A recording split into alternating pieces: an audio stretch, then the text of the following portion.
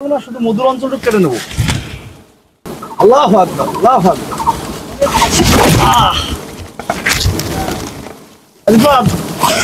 আমাদের দেখাও তো আমি।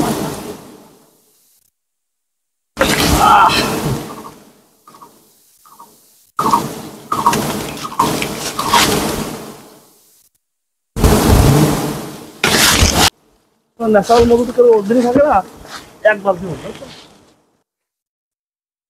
আলহামদুলিল্লাহ, যে মধুগুলো আমরা যে সংগ্রহ করে এইভাবে আর কি গাছপালা বিল্ডিং থেকে বিভিন্ন জায়গাতে এভাবে সংগ্রহ করতে হয়।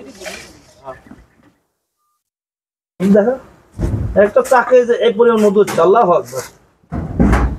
এক টুকরা না, 3টে টুকরা।